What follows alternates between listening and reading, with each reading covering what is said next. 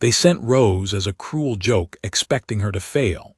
But when Cowboy Jack Sullivan saw her step off that dusty stagecoach, he saw something her family never could: a woman worth fighting for, a heart worth protecting, a future worth building together. What started as mockery would become the greatest love story Willowbrook had ever seen. The stagecoach lurched to a violent stop outside Brennan's General Store, sending a cloud of red dust swirling through the air like angry spirits.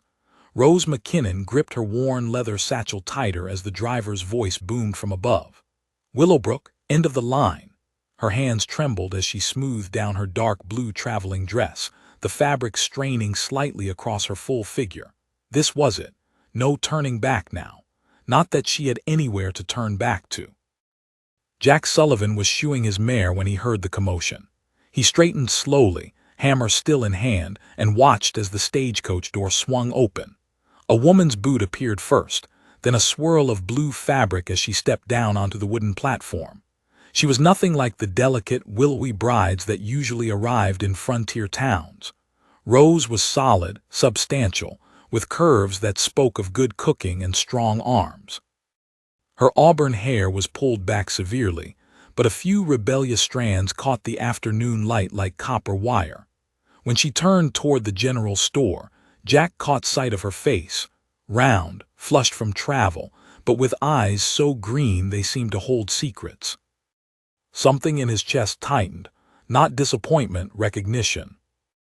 Rose fumbled with the letter in her pocket, the paper soft from countless readings. The advertisement had been clear: respectable rancher seeks bride, must be of good moral character and sturdy constitution for frontier life. Her sister Margaret had laughed until tears streamed down her face. "Rose, dear, you're perfect for it. All that sturdy constitution you've got." The whole family had erupted in laughter, treating it like the grandest joke they'd ever conceived. Send fat Rose to marry some desperate cowboy. She'd probably come crawling back within a month, tail between her legs, ready to accept her place as the spinster aunt who helped with everyone else's children. What they hadn't counted on was Rose's desperate need to escape. At 26, she'd watched every one of her younger sisters marry and move away, leaving her to care for their increasingly bitter mother and drunk father. She'd become the family workhorse, cooking, cleaning, tending the sick, never complaining, never asking for anything for herself. The mail-order bride advertisement had appeared in the newspaper like a lifeline thrown to a drowning woman. If her family thought it was a joke, so be it. Let them laugh. She'd have the last laugh when she finally had a life of her own.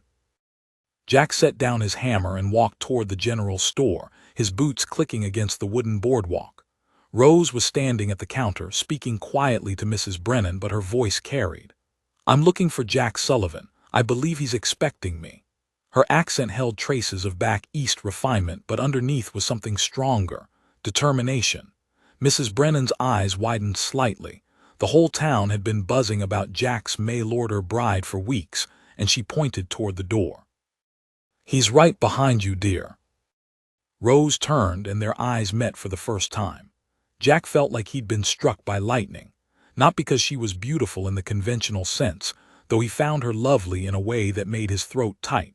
It was something else entirely: the way she held herself despite the obvious nervousness, the intelligence that sparked in those green eyes, the soft curves that promised comfort and warmth on cold nights. This wasn't some desperate woman fleeing scandal or poverty. This was someone who had chosen to be here, chosen him, and that choice felt like a gift he hadn't expected to receive. Rose's heart hammered against her ribs as she took in the man before her. Jack Sullivan was tall and lean, with sun-weathered skin and dark hair that needed cutting. His hands were rough with honest work, and when he smiled, actually smiled, not the polite grimace she'd expected, lines crinkled around his brown eyes. He wasn't handsome in the way her sisters' husbands were handsome, but there was something solid about him. Reliable, kind.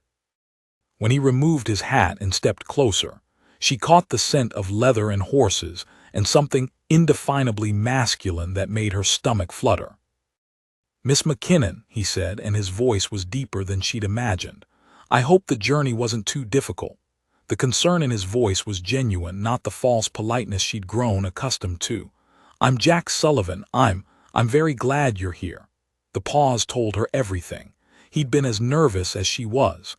The thought made her shoulders relax for the first time in days. "The journey was long, Mr. Sullivan, but I'm here now." Rose managed a smile that felt more real than any she'd worn in months. "I hope I'm not too much of a disappointment."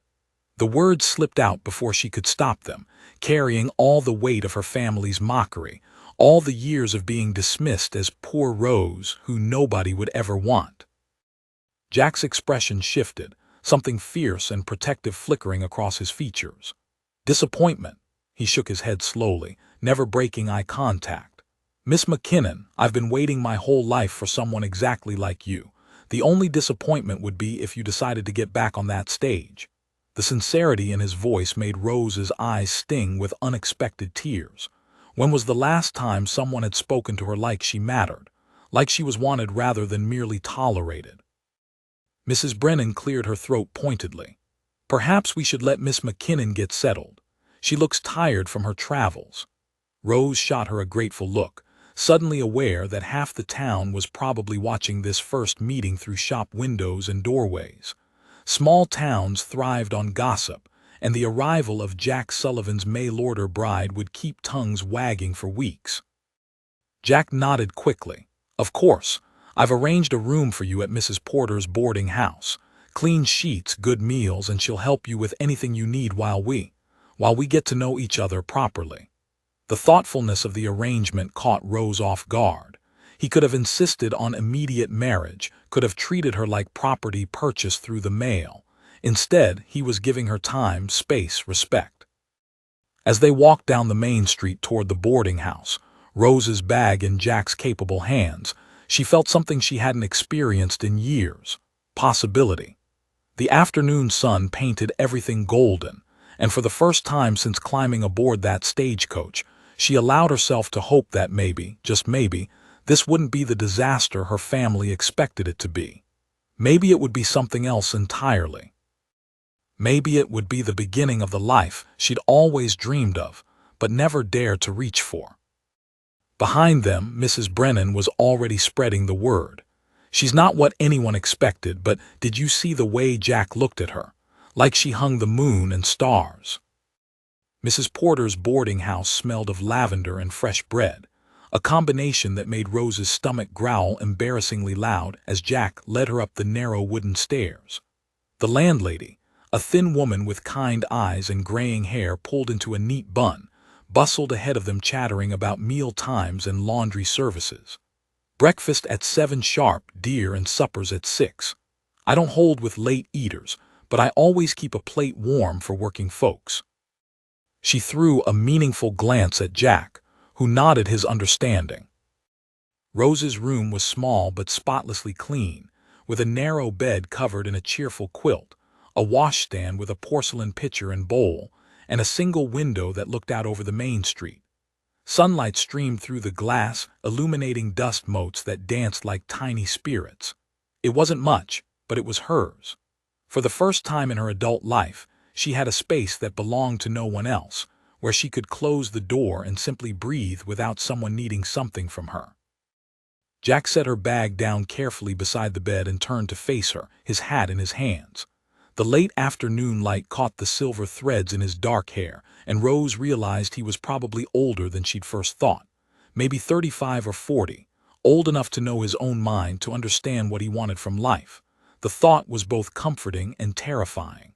"I know this is all very sudden, Miss McKinnon. We're strangers, and that's a hard foundation for what we're hoping to build." His honesty was refreshing after years of her family's casual cruelty, disguised as teasing.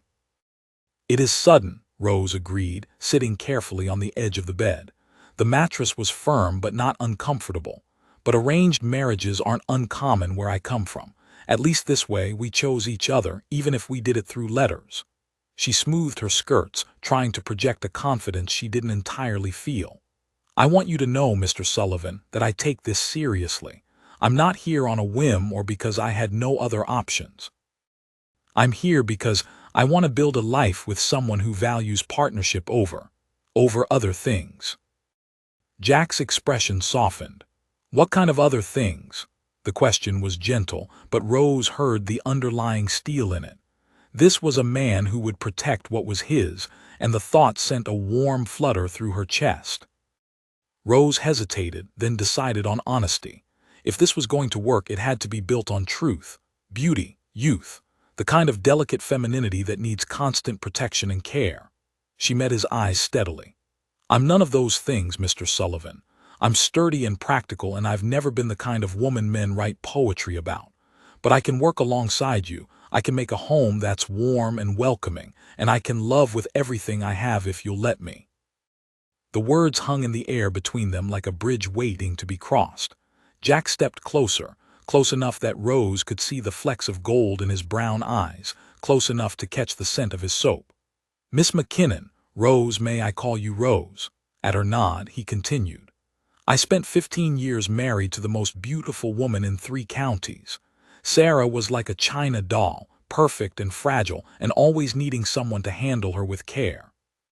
When the fever took her 2 years ago, I thought I'd never want to marry again. But living alone, it changes a man. Makes him realize that pretty doesn't keep you warm at night, and delicate doesn't help when the work gets hard." Rose's heart clenched. He'd been married before, had loved and lost. The pain in his voice was carefully controlled, but she could hear it anyway. "I'm sorry for your loss," she said softly. "It must have been very difficult." Jack nodded, then did something that surprised her. He reached out and gently took her hand in his. His palm was warm and calloused, completely engulfing her smaller fingers. But it taught me what I really need in a partner. Someone strong, someone real, someone who chooses to be here not because she has to be, but because she wants to be." His thumb brushed across her knuckles, and Rose felt heat spread up her arm. "When I read your letters, Rose, I knew you were that someone. Not despite what you called your shortcomings, but because of who you really are underneath them." Before Rose could respond, voices erupted from the street below. Loud, masculine voices raised in anger. Jack's hand tightened on hers as he moved to the window, his entire body tensing like a coiled spring.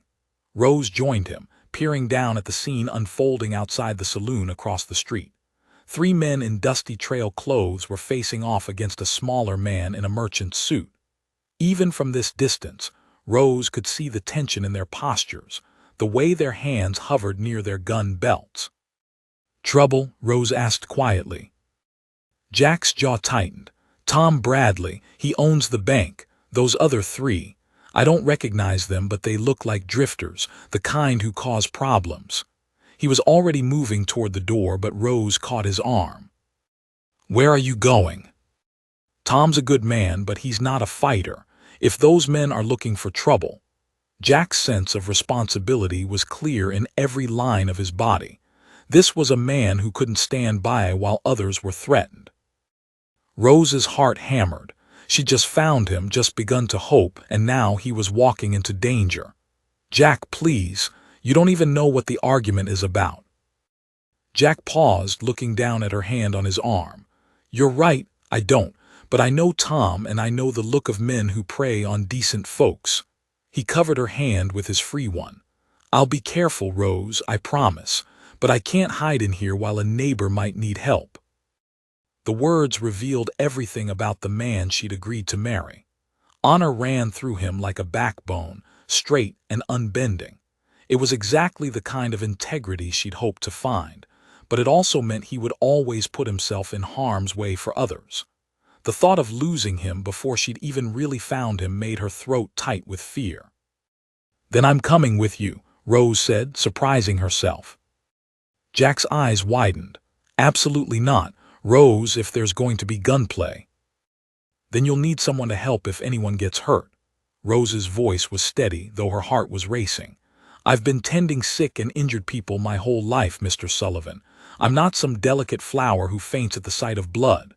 She moved past him toward the door, her chin set in a line that brooked no argument. "Besides, 3 against 1 isn't fair odds. 3 against 2 is better." Jack stared at her for a moment, Then something that might have been admiration flickered across his face. "You're going to be trouble, aren't you?" Rose paused at the door and looked back at him with the first truly confident smile she'd worn in years. "Mr. Sullivan, I certainly hope so."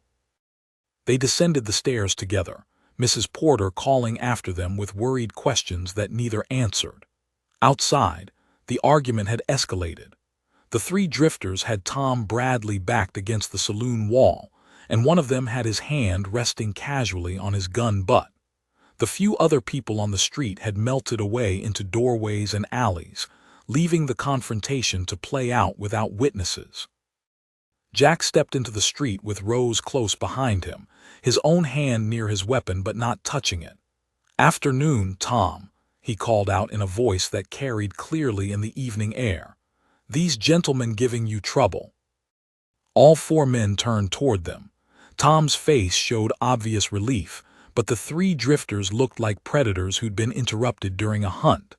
The tallest of them, a man with a scarred face and cold eyes, stepped away from Tom to face Jack directly. "This ain't your business, Cowboy." "Funny thing about Willowbrook," Jack replied easily, though Rose could see the tension in his shoulders. "Everything that happens here is pretty much everyone's business, small town and all." He took another step forward, placing himself squarely between the drifters and Tom. "So why don't you tell me what the problem is, and maybe we can work it out peaceful-like?" The scarred man's eyes flicked to Rose, and something ugly twisted his features. Well, what do we have here? Cowboy's got himself a lady friend." His gaze traveled over Rose's figure with deliberate insult, though I use the term lady pretty loose. Heat flooded Rose's cheeks, but before she could respond, Jack moved. Faster than she would have thought possible, he crossed the distance between himself and the scarred man and grabbed him by the front of his shirt. "Apologize," Jack said quietly, and there was something in his voice that made Rose's skin prickle. "Right now." The man's hand went to his gun, but Jack was ready for him. In one smooth motion, he twisted the drifter's arm behind his back and relieved him of his weapon. The other two men started forward, but stopped when they found themselves looking down the barrel of Jack's Colt, drawn so quickly Rose had barely seen the motion. "Now," Jack said conversationally, "I believe you owe the lady an apology, and then I think you three should mount up and ride out of town. We don't have much use for men who insult women and threaten bankers." The confrontation balanced on a knife's edge.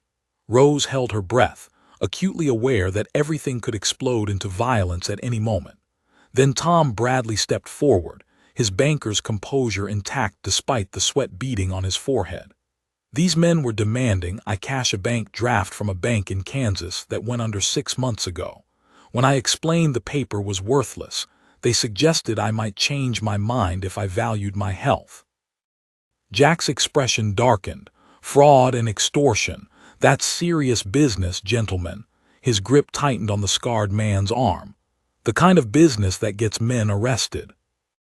"We don't have a sheriff," one of the other drifters pointed out, but his voice lacked conviction. "No," Jack agreed, "but we have a town council and a telegraph to the territorial marshal, and we have memories. Word gets around about men who prey on honest folks." He released the scarred man with a shove that sent him stumbling. "So here's what's going to happen. You're going to apologize to Miss McKinnon for your rudeness. Then you're going to mount your horses and ride out. If I see you in Willowbrook again, we'll have a different kind of conversation." The scarred man rubbed his arm, hatred burning in his eyes, but he was outnumbered and outgunned. Through gritted teeth, he muttered, "Sorry, miss." Rose inclined her head regally. Apology accepted. Her voice was steady, though inside she was shaking like a leaf. The three men backed toward their horses, mounted quickly, and rode out of town at a pace just shy of a gallop. The tension that had gripped the street slowly dissipated as people began emerging from their hiding places. Tom Bradley approached them, his face flushed with gratitude and embarrassment. "Jack, I can't thank you enough, and miss," he looked questioningly at Rose. "McKinnon," Rose supplied. "Rose McKinnon." Tom's eyes widened slightly. "The mail-order bride. Well, Miss McKinnon, welcome to Willowbrook, though I'm sorry your first day had to include quite so much excitement. Jack holstered his gun and turned to Rose, his eyes searching her face. Are you all right? I'm sorry you had to see that, and I'm sorry about what that man said to you. Rose looked at this man who had defended her honor without hesitation, who had faced down 3 armed men because one of them had insulted her. Her heart felt too large for her chest. I'm fine, Jack, more than fine. She reached out and touched his arm, feeling the strength beneath the fabric of his shirt. Thank you for standing up for me. No one's ever done that before. Something passed between them in that moment, something deeper than attraction or even affection. Understanding, partnership, the recognition that they could face whatever came their way as long as they faced it together. Jack covered her hand with his, and Rose felt the rightness of it settle into her bones like warm honey. Rose, Jack said quietly, I know we've only just met, but I want you to know something. As long as you're in Willowbrook, as long as you're with me, no one will ever speak to you that way again. That's a promise. Rose looked into his earnest brown eyes and felt something inside her chest crack open. Not break, bloom. Like a flower that had been waiting its whole life for the right conditions to finally unfurl. I believe you, she whispered. Around them, the town of Willowbrook settled back into its evening rhythms, but Rose felt like the world had shifted on its axis. This wasn't how she'd imagined her first day would go. It was better. So much better that it almost scared her. Dawn broke over Willowbrook with the kind of golden light that made everything look possible. Rose woke to the sound of roosters crowing and the distant lowing of cattle, sounds that spoke of life and purpose in ways that city noises never had. She dressed carefully in her second-best dress, a deep green cotton that brought out her eyes, and braided her hair into a neat coil at the base of her neck. Today, Jack was taking her to see his ranch, and the thought made her stomach flutter with anticipation and nerves. Mrs. Porter had outdone herself with breakfast, thick slabs of bacon, eggs with yolks like golden suns, and biscuits so light they seemed to float on the plate. Rose ate with better appetite than she'd had in months, listening to the boarding house's other residents chatter about their plans for the day. A traveling salesman complained about the dust on the roads, while an elderly widow praised the quality of the local church services. Normal conversations about normal concerns. Rose couldn't remember the last time she'd been part of something so wonderfully ordinary. Jack arrived at precisely 8 o'clock, his hair still damp from washing and his boots polished to a shine. He'd brought a gentle mare for Rose to ride, a pretty chestnut with intelligent eyes and a patient disposition. Her name's Honey, Jack said, stroking the horse's neck. She's steady as a rock and twice as sweet. Sarah used to ride her when. He caught himself, and Rose saw a shadow pass across his face. When your wife needed a reliable mount, Rose finished gently.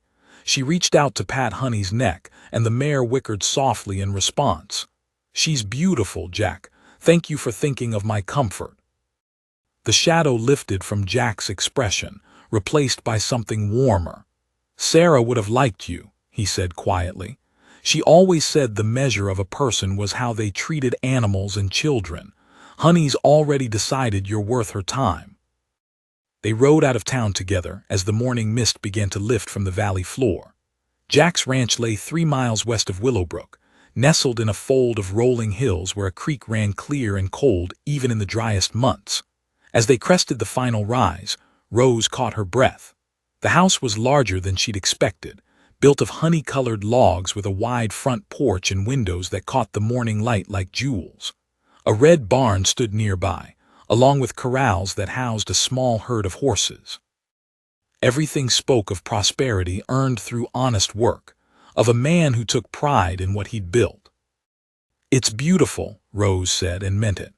This wasn't just a house. It was a home, the kind of place where children could run and play, where a woman could plant flowers and watch them grow, where 2 people could build a life together that meant something.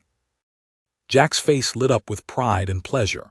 20 years I've been working this land, started with nothing but a good horse and more determination than sense. Sarah helped me plan the house. She had ideas about how many rooms we'd need, where the kitchen should go to catch the morning light. His voice carried fond memory rather than pain now. She wanted a big family. We never managed that, but the house is ready for it if you want children someday. The question hung in the air between them, delicate and loaded with possibility. Rose felt heat creep up her neck. I've always wanted children, she admitted. I helped raise my younger sisters and I loved every moment of it. Well, most moments. She managed a small laugh. I used to dream about having babies of my own to love and protect. Jack's smile could have powered the town's electricity if Willowbrook had been wired for it. Good, he said simply. That's good to know. They toured the property together, Jack pointing out improvements he'd made and plans he had for the future. Rose found herself imagining her place in those plans. A vegetable garden behind the kitchen, chickens pecking in the yard, maybe a milk cow in the pasture closest to the house.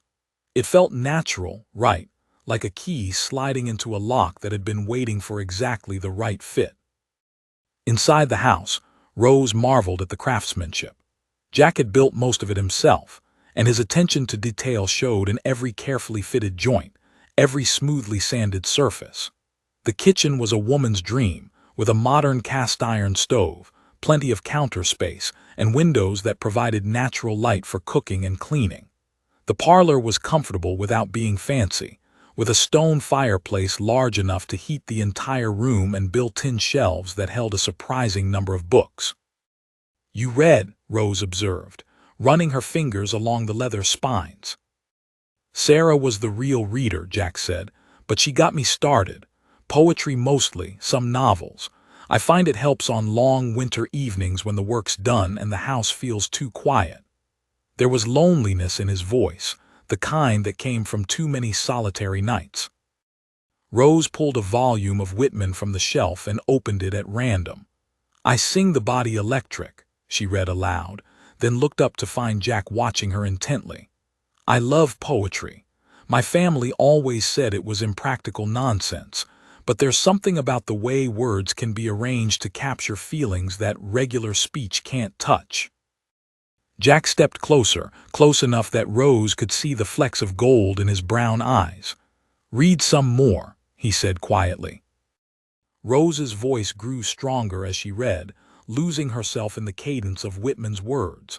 When she finished the passage and looked up, Jack was staring at her with an expression that made her heart race. What? She asked, suddenly self-conscious. You have a beautiful voice, Jack said, rich and warm. I could listen to you read for hours. He reached out and gently took the book from her hands, his fingers brushing hers in the process. Rose, I want to ask you something, and I want you to be completely honest with me. Rose's mouth went dry. All right. Are you happy here, really happy, or are you just making the best of a difficult situation? Jack's eyes searched her face intently. Because if you're not, if this isn't what you want, we can call it off right now. I'll give you money for passage back east, and no one will think poorly of you for changing your mind. The offer was so unexpected, so generous, that Rose felt tears prick her eyes. He was giving her an escape route, even though it would cost him his chance at the companionship he clearly craved. It was the action of a truly good man, and it made her feelings crystallize with sudden clarity. Jack, Rose said, stepping closer to him, yesterday when those men threatened you, I realized something. I wasn't afraid for myself, I was afraid for you. I was terrified that I might lose you before I'd even had a chance to know you properly. She reached up and touched his cheek, feeling the slight rasp of morning stubble against her palm. I'm not making the best of anything. I'm exactly where I want to be. Jack's eyes closed briefly, and when he opened them again, Rose saw relief and something deeper, something that looked remarkably like love. Rose, he said, his voice rough with emotion, would you consider marrying me? Not because of any arrangement or obligation, but because you want to. Before Rose could answer, the sound of hoofbeats thundered into the yard. Multiple horses, moving fast. Jack's head snapped toward the window, his body tensing with the instincts of a man who'd lived on the frontier long enough to know that unexpected visitors often meant trouble. "Stay here," Jack said, already moving toward the rifle rack by the door. But Rose was right behind him, her heart hammering. Through the window, she could see 4 riders approaching the house at a gallop, dust billowing behind them like a brown cloud. As they drew closer, she could make out their faces, and her blood turned to ice water in her veins. "Oh God," she whispered. "Oh no, no, no." Jack glanced back at her, alarmed by the terror in her voice. "Rose, what is it? Do you know these men?" Rose's hands were shaking so hard she could barely speak. "It's my brothers," she managed. "Thomas and Michael. They've come for me." The riders pulled up in front of the house with a dramatic flourish, their horses prancing and snorting from the hard ride. Thomas McKinnon dismounted first, his face dark with anger and righteous indignation. At 30, he was the eldest of Rose's siblings and had appointed himself the family's moral authority after their father's drinking had worsened. Michael followed, 2 years younger but twice as mean, with the kind of smile that promised trouble for someone before the day was done. The other 2 men Rose didn't recognize, but their clothing and bearing marked them as hired muscle. Professional troublemakers brought along to ensure compliance with whatever demands her brothers had come to make. Thomas strode up to the front door and pounded on it with his fist. "Rose, Rose McKinnon, we know you're in there. Come out right now and face what you've done." Jack looked at Rose, his expression grim but determined. "Whatever they want, whatever they think they can demand, you don't have to face them alone." He moved to open the door, but Rose caught his arm. "Jack, you don't understand. They're not here to take me home. They're here because they think I've made them a laughingstock. When word gets back to our town that I actually found someone willing to marry me," Rose's voice broke slightly, "they can't stand the thought that their joke might have worked. They'll do anything to prevent this wedding, anything to drag me back and put me in my place." The pounding on the door intensified, accompanied now by Michael's voice, high and mocking. "Come on, Rosie. Don't make us break down your lover boy's door. We just want to talk." Jack's jaw tightened. "Let them come," he said quietly. "I've dealt with bullies before." He squeezed Rose's hand gently. "Trust me." Rose looked into his steady brown eyes and felt some of her panic subside. This was the man who had faced down 3 armed drifters to defend her honor. If anyone could stand up to her brother's cruelty, it was Jack Sullivan. She nodded, squaring her shoulders. "All right, but Jack, they're going to say terrible things about me. Things that aren't true but will sound convincing. Don't let them poison your mind against me." Jack's response was to lean down and press a gentle kiss to her forehead. "Nothing they could say would change what I see when I look at you," he said firmly. Then he strode to the door and threw it open, stepping out onto the porch with the confidence of a man defending his own territory. "Gentlemen," Jack said pleasantly, though his hand rested casually on his gun belt, "can I help you?" Thomas McKinnon looked Jack up and down with obvious disdain. "You must be the fool who thinks he's going to marry our sister." His voice carried the kind of cultured Eastern accent that was meant to establish superiority. "I'm afraid there's been a terrible misunderstanding." "Has there?" Jack's voice remained level, but Rose could see the dangerous stillness that had settled over him. "Why don't you explain it to me?" Michael stepped forward with his cruel smile. "You see, our dear Rose has always been troubled, prone to flights of fancy, delusions of grandeur. The family sent her west as a kind of treatment, hoping the reality of frontier life would cure her of her romantic notions." He chuckled as if sharing a joke between reasonable men. "We never imagined she'd actually find someone gullible enough to believe her lies." Rose felt each word like a physical blow, but she forced herself to step out onto the porch beside Jack. "Hello, Thomas, Michael." Her voice was steadier than she felt. "I see you brought friends." "We brought help," Thomas corrected coldly. "Help to collect you and bring you home where you belong. This ridiculous charade has gone far enough." Jack's voice cut through the morning air like a blade. The only ridiculous thing I see here is four men riding hard to intimidate one woman. He stepped slightly in front of Rose, a gesture of protection that wasn't lost on anyone. Miss McKinnon is here of her own free will, and she'll leave the same way, if she chooses to leave at all. Michael's laugh was sharp and ugly. Miss McKinnon? Oh, that's rich. Tell me, Cowboy, did she mention the string of broken engagements back east? The men who ran rather than be tied to such a... He paused dramatically, his eyes raking over Rose's figure. Such a substantial bride. The lie hit its mark, and Rose saw doubt flicker across Jack's face before he could hide it. That moment of uncertainty was exactly what her brothers had been hoping for, and Michael pressed his advantage. Did she tell you about Dr. Harrison? He actually made it to the altar before he came to his senses. Left poor Rose standing there in her wedding dress while the whole congregation watched. Michael's voice dripped false sympathy.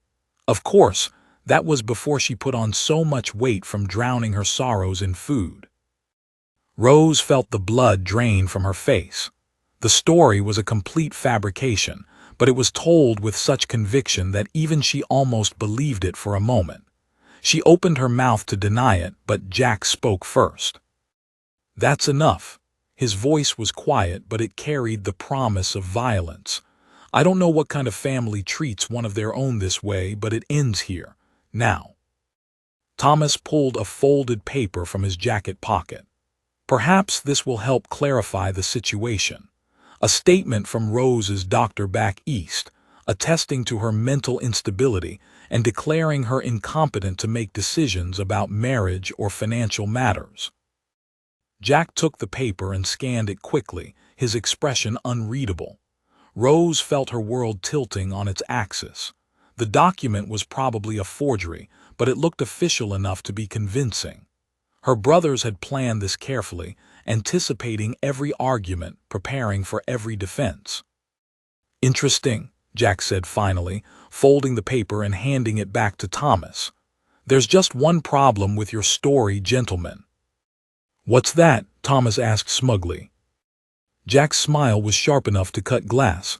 I don't care. The simple statement hit the McKinnon brothers like a slap. They had expected doubt, shame, perhaps anger directed at Rose for deceiving him. They hadn't expected complete indifference to their carefully crafted lies. You don't understand, Michael spluttered. We're trying to save you from making a terrible mistake. The only mistake would be listening to four men who rode all this way to torment a woman who's done nothing but try to build a new life for herself. Jack's voice carried absolute conviction. I know who Rose is. I've seen her courage, her kindness, her strength. Whatever you think you're accomplishing here, you're wasting your time. Rose felt tears burn her eyes, but they weren't tears of shame or sadness. They were tears of gratitude and something that felt remarkably like love. Jack was defending her not because he had to, but because he wanted to, because he believed in her. Thomas's face darkened with frustrated rage. This isn't over, Cowboy. Rose belongs to our family, and we'll be back with legal papers if necessary. No two-bit rancher is going to steal our sister and make us look like fools. Your sister isn't property to be stolen, Jack replied calmly. And as for making you look like fools, seems to me you're doing a fine job of that yourselves. The hired men shifted restlessly, their hands drifting toward their weapons. The morning air crackled with tension, and Rose realized they were balanced on the edge of violence. Her brother's pride wouldn't let them back down easily, and Jack's sense of honor wouldn't let him be intimidated. Then honey whinnied softly from the corral, a sound so peaceful and normal that it seemed to break the spell. Thomas looked around at the well-kept ranch, at the obvious prosperity and respectability of the place, and some of his certainty seemed to waver. This isn't finished, he said finally, but the words lacked conviction. Come on, Michael, we'll settle this through proper channels. As the four men mounted their horses and rode away, Rose sagged against the porch railing, suddenly exhausted. Jack was beside her instantly, his arm around her waist, supporting her weight. "I'm sorry," Rose whispered. "I'm so sorry you had to hear all that. They've always been cruel, but I never thought they'd follow me here, never thought they'd try to." "Rose," Jack's voice was gentle but firm, "look at me." She raised her eyes to his, expecting to see doubt or disappointment or the beginning of regret. Instead, she saw determination and something that looked remarkably like fierce protectiveness.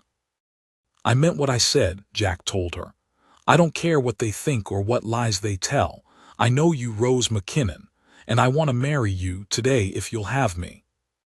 Rose stared at him in shock. "Today, but we barely know each other, and after what just happened."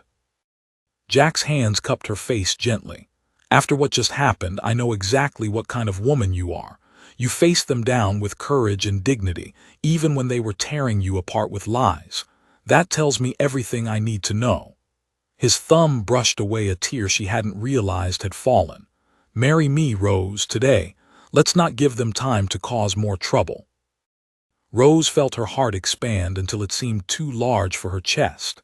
This man, this wonderful, honorable man, was offering her everything she'd ever dreamed of, not out of pity or obligation, but out of genuine caring and respect. "Yes," she whispered, then louder, "yes, Jack Sullivan, I'll marry you today." But even as joy flooded through her, Rose couldn't shake the feeling that her brother's retreat had been too easy. Thomas had never backed down from a fight in his life, and the look in his eyes as he rode away had promised that this was far from over. The wedding took place that very afternoon in the small white church at the heart of Willowbrook, with Reverend Matthews performing the ceremony and half the town crowding into the pews to witness what had already become the most talked-about romance in the territory's recent history. Rose wore her best dress, a deep blue silk that had belonged to her grandmother, while Jack stood beside her in his Sunday suit, his hair freshly cut and his boots polished to a mirror shine. Mrs. Porter had insisted on providing flowers from her garden, and the altar was adorned with wild roses and baby's breath that filled the church with sweet fragrance. As they spoke their vows, Rose felt the weight of every decision that had brought her to this moment. The cruel laughter of her family, the desperate courage it had taken to answer Jack's advertisement, the terror and hope of climbing aboard that westbound stage, all of it had led to this instant when Jack Sullivan took her hand and promised to love and cherish her for as long as they both lived. When he slipped the simple gold band onto her finger, Rose felt something settle deep in her soul, a sense of belonging she'd never experienced before. "You may kiss your bride," Reverend Matthews announced with a smile that crinkled the corners of his eyes.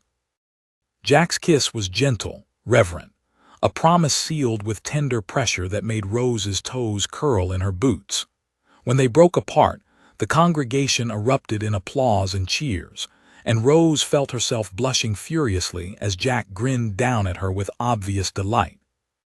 The reception was held in the church's fellowship hall, with the women of Willowbrook contributing their finest dishes to create a feast worthy of the occasion. Rose found herself passed from hand to hand, receiving congratulations and welcomes from people who treated her not as an outsider or a curiosity, but as one of their own. Mrs. Brennan from the general store promised to help her learn which merchants offered the best prices, while Dr. Carter's wife insisted that Rose must join the ladies' sewing circle that met every Thursday afternoon.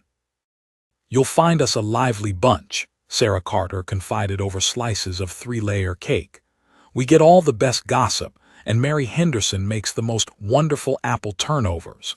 She leaned closer conspiratorially. "Between you and me, dear, this town needed some new blood. Jack Sullivan's been alone too long, and you're exactly what he needs."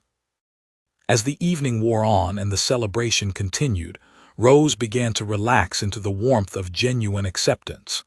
These people weren't judging her appearance or her background. They were simply happy to welcome a new neighbor, a new friend, a new member of their community. For the first time in her adult life, Rose felt like she truly belonged somewhere. Jack barely left her side throughout the festivities, his hand either holding hers or resting gently at the small of her back.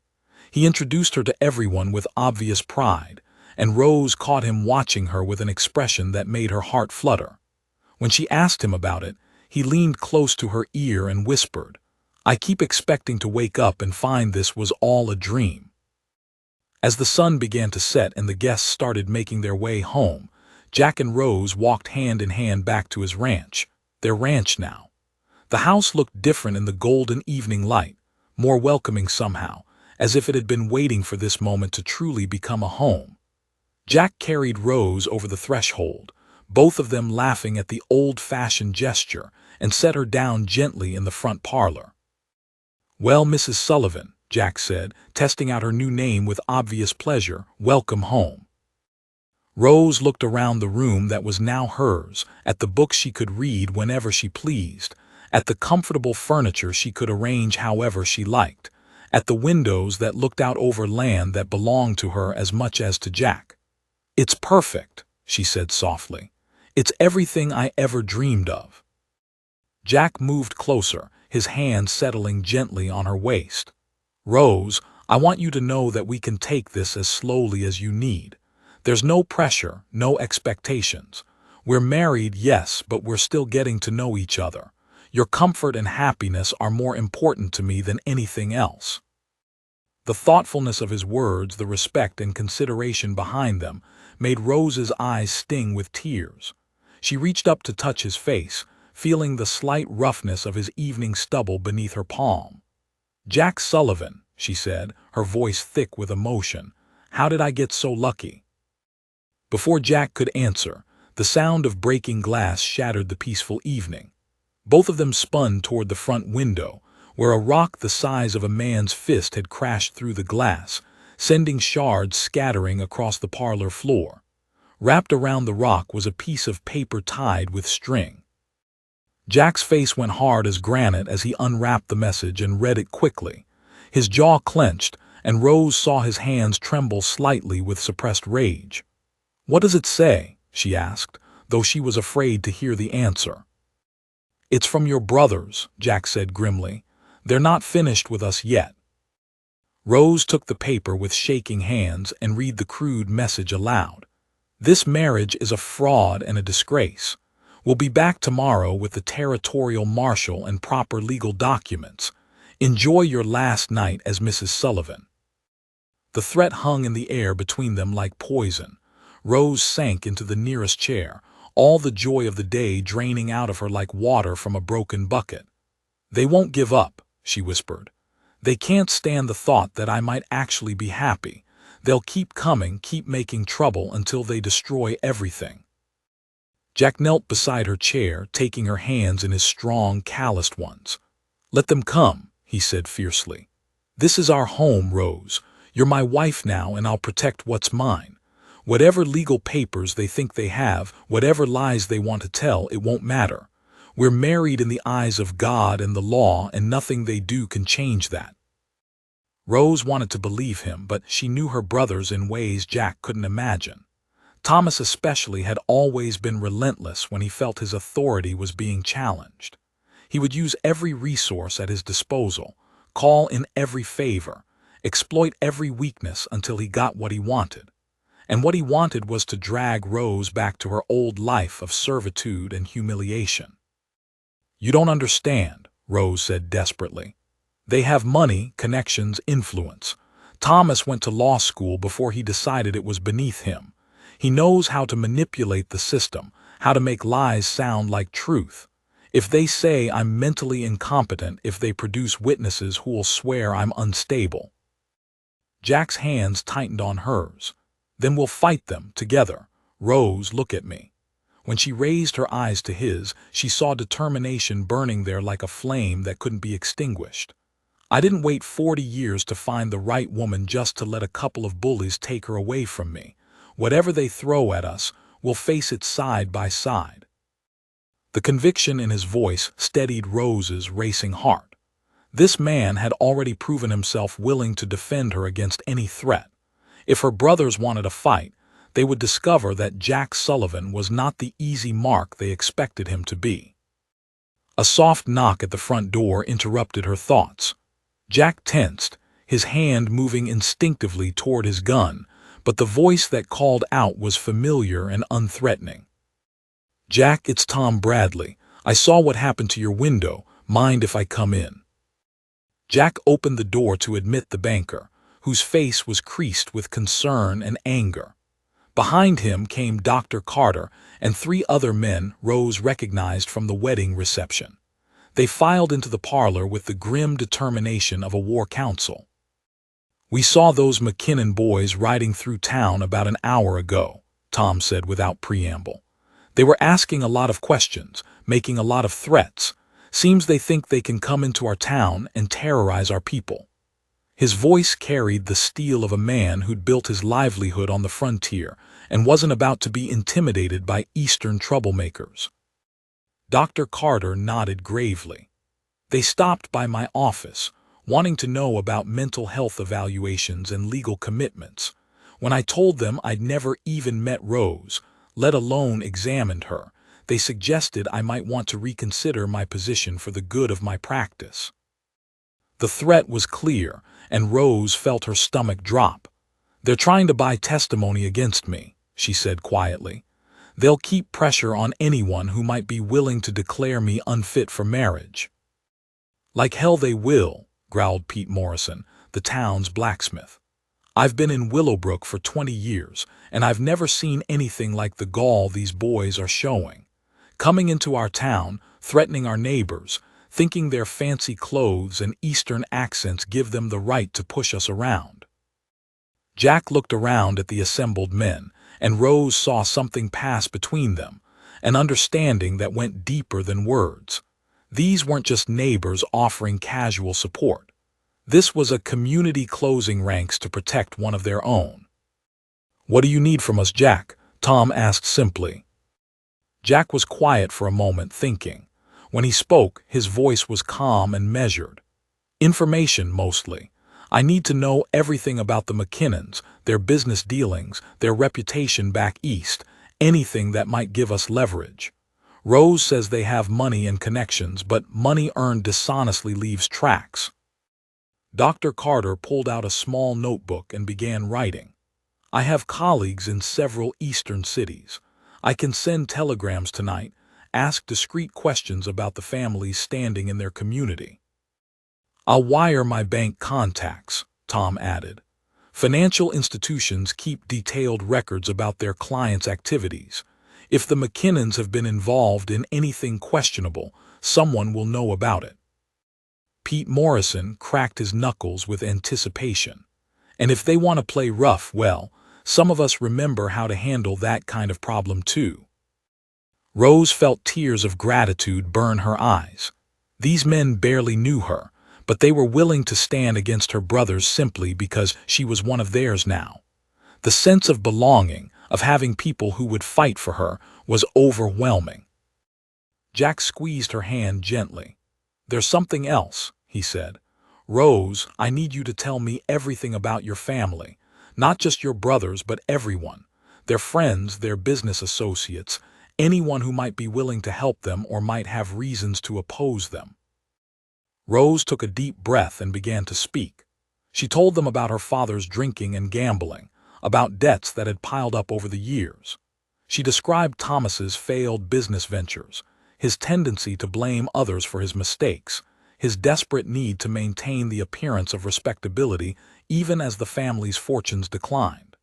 She talked about Michael's gambling addiction, his association with questionable characters, his habit of making enemies wherever he went. As she spoke, she saw the men exchanging meaningful glances. These weren't the powerful, influential figures her brothers pretended to be. They were small-time failures trying to maintain their dignity by controlling the one family member they saw as beneath them. "That gives us something to work with," Tom said when Rose finished. "Men like that usually have more enemies than friends. It shouldn't be hard to find people willing to testify about their true character." Dr. Carter stood up, tucking his notebook back into his jacket pocket. "I'll start sending those telegrams tonight. By tomorrow afternoon, we should have a clearer picture of what we're dealing with." The other men filed out one by one, each offering their support and promising to keep their eyes and ears open for any sign of the McKinnon brothers. When the last one left, Jack and Rose found themselves alone in their damaged parlor, surrounded by broken glass and the lingering scent of their wedding flowers. Jack began carefully picking up the larger pieces of glass, his movements controlled but angry. Rose fetched a broom and dustpan from the kitchen, and together they cleaned up the mess her brothers had made of their perfect day.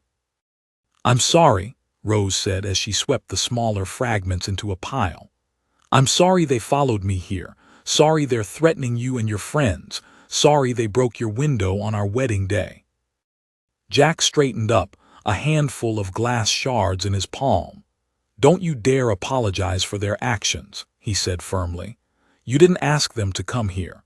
You didn't invite their interference.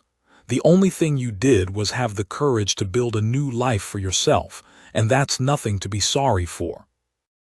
Rose nodded, but guilt still gnawed at her.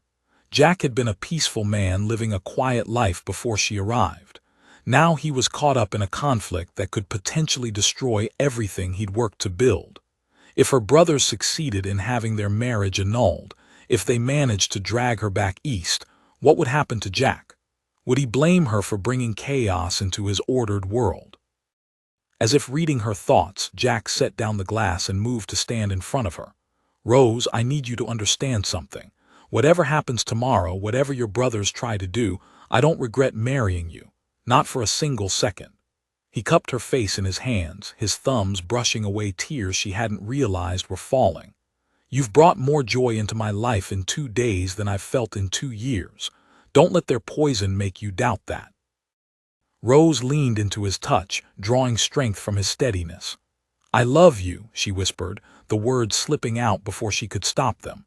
"I know it's too soon to say that. I know we barely know each other, but I do. I love you, Jack Sullivan." Jack's smile was like sunrise after the longest night. "I love you too, Rose Sullivan. And tomorrow we're going to prove to your brothers and everyone else that what we have is real and worth fighting for." But even as they held each other in the lamplight of their damaged parlor, both of them could hear the sound of horses in the distance, multiple riders moving through the night toward Willowbrook. The McKinnon brothers were already making their next move, and whatever they had planned would test the strength of Jack and Rose's new marriage in ways neither of them could imagine. Outside, storm clouds gathered on the horizon, promising a tempest that would match the human drama about to unfold. The glass was cleaned up, but the real damage was yet to come. Dawn came gray and threatening, with heavy clouds pressing down on Willowbrook like a suffocating blanket. Rose woke in Jack's arms feeling like she'd barely slept, her dreams haunted by visions of her brothers dragging her away while Jack stood helpless to stop them. The warmth of her husband's body beside her should have been comforting, but the approaching confrontation cast a shadow over everything, turning even their newfound intimacy into something fragile and precious that might be snatched away at any moment. Jack was already awake, staring at the ceiling with the tense alertness of a man preparing for battle. When he felt Rose stir, he tightened his arms around her and pressed a gentle kiss to the top of her head. "Morning, Mrs. Sullivan," he murmured, and despite everything, the sound of her new name on his lips made her heart flutter with happiness. "Morning, Mr. Sullivan," Rose replied, turning in his arms to face him. In the pale morning light, she could see the lines of worry etched around his eyes, the tension that had settled in his jaw overnight. "Did you sleep at all?" "Some," Jack lied, then seemed to think better of it. "Not much. I kept listening for horses, for any sign they might try something during the night." He smoothed a strand of hair away from her face with infinite tenderness. "But we made it to morning, and that's what matters. Whatever happens today, we face it together." The sound of rapid hoofbeats in the distance made both of them freeze. Jack was out of bed and at the window in seconds, peering through the curtains at the approaching riders. "It's Dr. Carter," he said, relief evident in his voice. "And he's riding hard." They dressed quickly and met the doctor at the front door. His face was flushed from the hard ride, and his usual calm demeanor was replaced by barely contained excitement. "Jack, Rose, thank God you're both here. I've been riding since before dawn with news that changes everything." Jack ushered him into the kitchen, where Rose quickly put coffee on to brew while Dr. Carter caught his breath. "The telegrams I sent last night," he began without preamble, "they've already brought responses, more than I expected and far more damning than I dared hope." He pulled a handful of telegraph papers from his jacket pocket, spreading them on the kitchen table like a poker player revealing a winning hand. "Your brothers, Rose, are not the respectable businessmen they pretend to be. Far from it." Rose's hands trembled as she poured coffee into 3 cups. "What did you find?" Dr. Carter picked up the first telegram and read aloud. "This is from a colleague in Philadelphia. Thomas McKinnon, known here as Confidence Man and Swindler, fled city 2 years ago owing substantial debts to numerous creditors. Warrant issued for fraud involving widows' pension funds." He looked up at Rose with grim satisfaction. "There's more." The second telegram revealed Michael's gambling debts and association with a criminal element that had resulted in his being banned from several establishments in New York.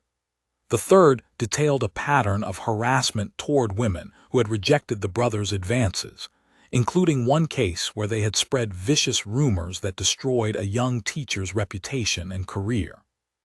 "The most interesting telegram," Dr. Carter continued, his voice taking on the tone of a prosecutor presenting his closing argument, "came from a banker in Boston who knows the McKinnon family's financial situation intimately." He held up the final piece of paper. "It seems your father's gambling debts have reached critical levels. The family home is mortgaged to the hilt, and they owe money to some very dangerous people. Money they don't have and can't possibly raise through legitimate means." Jack leaned forward, his eyes sharp with understanding. "They need Rose back home to marry her off to someone wealthy, someone who can pay their debts and save their reputation." "Exactly," Dr. Carter confirmed. "This isn't about family honor or concern for Rose's welfare. This is about money and desperation. They sent her west as a joke, never believing she'd actually find a husband. Now that she has, they realize they've lost their most valuable asset." Rose felt sick to her stomach. All those years of being treated as the family burden, the spinster daughter who would never amount to anything, and the truth was that they'd been planning to sell her to the highest bidder all along. "They were going to force me into an arranged marriage," she whispered, "to someone I'd never met, someone who could pay off father's debts." Jack's hand covered hers on the table, warm and steady and reassuring. "Well, they're too late now. You're already married, and not to some stranger who sees you as a business transaction. You're married to someone who loves you for exactly who you are." Before Rose could respond, the thunder of multiple horses approaching at full gallop filled the morning air. Through the kitchen window, they could see a dust cloud approaching from the direction of town. Not just her brothers this time, but a full contingent of riders that included official-looking men in dark suits. "They brought the territorial marshal," Jack observed grimly, "and what looks like a judge. They're not taking any chances this time." Dr. Carter stood up, squaring his shoulders with determination. "Then it's a good thing we're prepared. I sent one more telegram last night, Jack, to my brother-in-law in the territorial capital. He's a federal marshal, and he's very interested in arresting fugitives from justice." He smiled with grim satisfaction.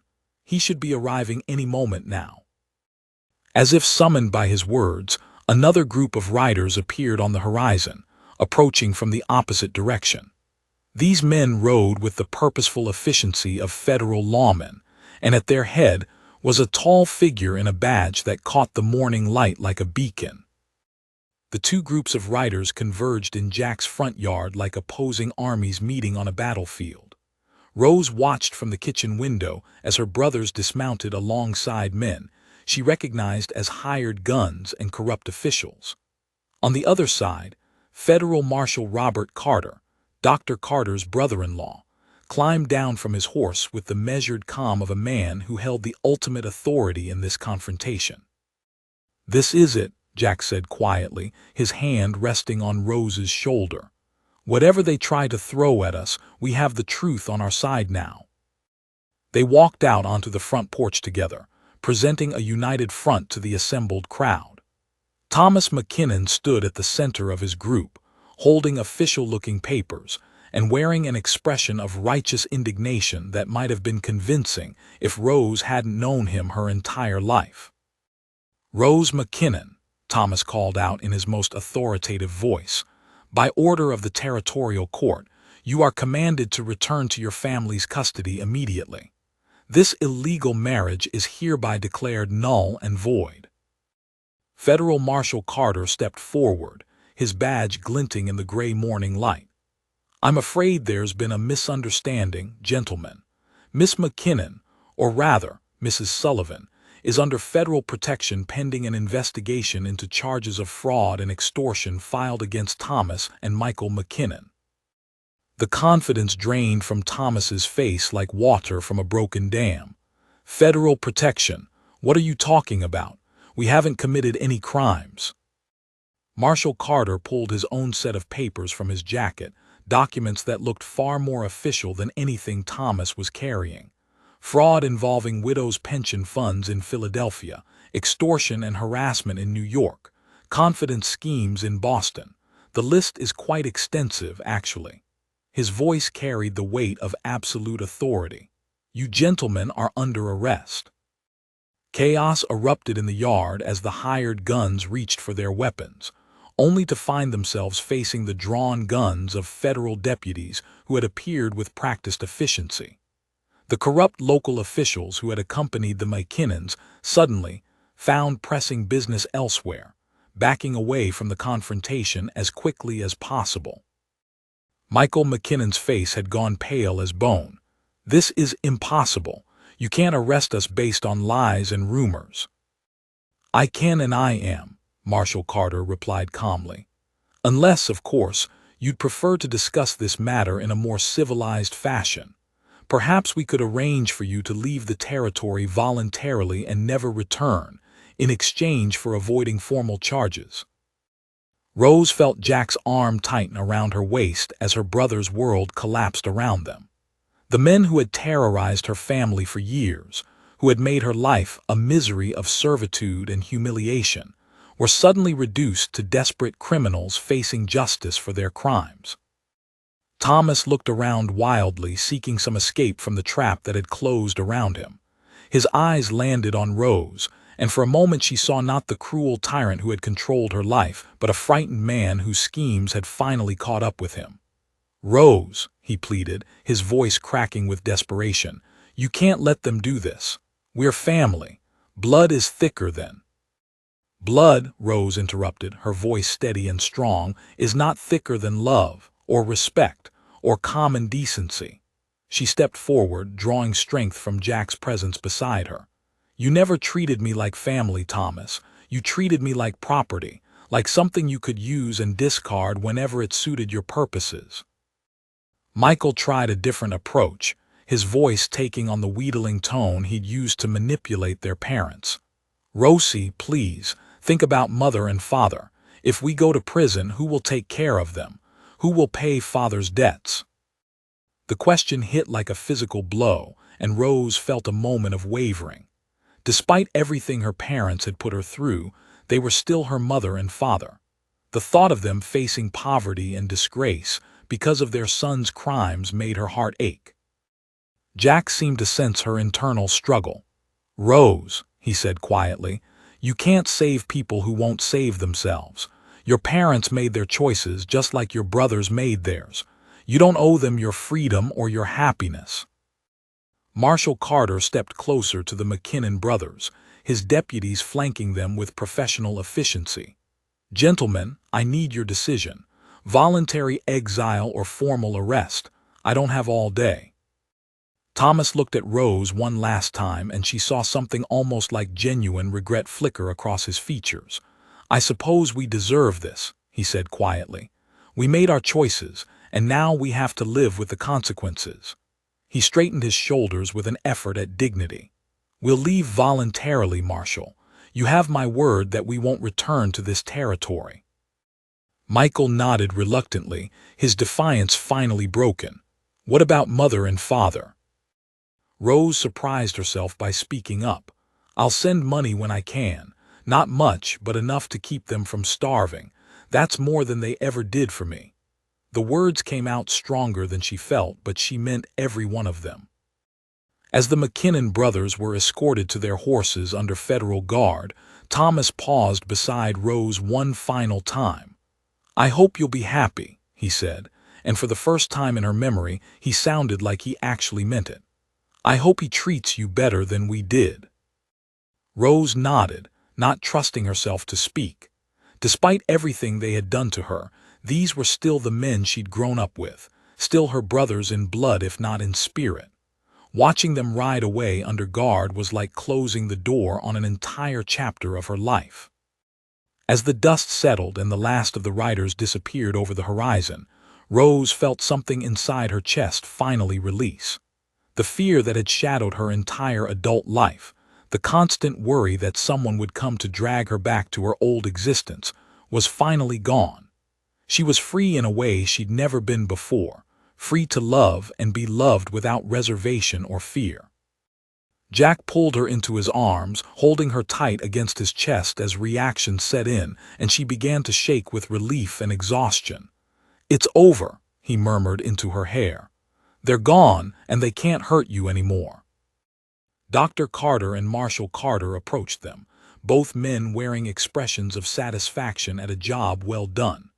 "That should be the end of it," the federal marshal said.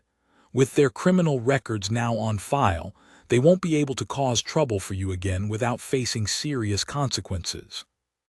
Rose looked up at the men who had helped save her marriage and her future. "Thank you," she said, her voice thick with emotion. "I don't know how to repay you for what you've done." "Just be happy," Dr. Carter said simply. "Build a good life together. That's payment enough." As the two men rode back toward town, Jack and Rose stood alone in their front yard, surrounded by the evidence of the morning's confrontation, but finally, truly alone together. The threatening clouds overhead had begun to part, allowing shafts of golden sunlight to break through and illuminate the rolling hills that surrounded their home. "So," Jack said, his voice warm with amusement and love, "how does it feel to be completely, officially, permanently Mrs. Jack Sullivan?" Rose smiled up at him, feeling lighter than she had in years. "It feels like coming home," she said softly. "It feels like the beginning of everything I ever wanted but never dared to dream I could have." Jack's kiss was deep and thorough, a celebration of their victory and a promise of all the tomorrows they would share together. When they finally broke apart, both of them were breathing hard and grinning like teenagers. "Come on, Mrs. Sullivan," Jack said, taking her hand and leading her toward the house. "Let's go start our new life properly." But as they reached the front porch, the sound of a single horse approaching made them both freeze.